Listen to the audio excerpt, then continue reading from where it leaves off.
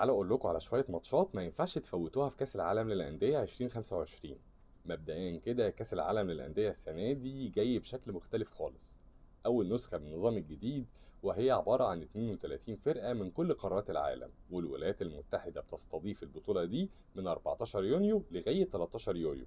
البطوله متقسمه على 8 مجموعات، كل مجموعه فيها 4 فرق.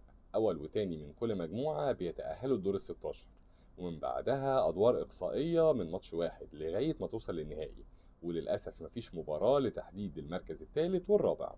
المفاجأة بقى هنا هي عدد المشاركات العربية قوي جدا، 5 فرق عربية هيكونوا حاضرين بقوة إن شاء الله: الأهلي المصري والوداد المغربي والترجي التونسي والهلال السعودي والعين الإماراتي. أما بالنسبة للأسماء العالمية فمفيش أجمل من كده: ريال مدريد ومانشستر سيتي وبايرن ميونخ وباريس سان جيرمان وانتر ميلان ويوفنتوس وتشيلسي واتلتيكو مدريد وبروسيا دورتموند.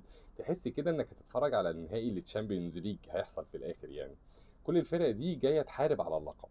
تعالوا بقى نروح لابرز 10 مواجهات لازم انك تتفرج عليهم.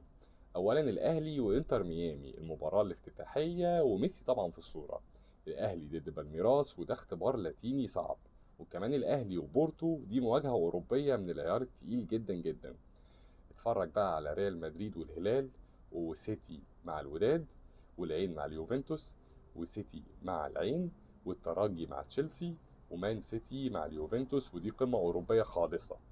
غير طبعا ماتش الوداد مع العين. تابعونا عشان تعرفوا كل جديد في بطولة واضح إنها هتكون تاريخية بكل المقاييس.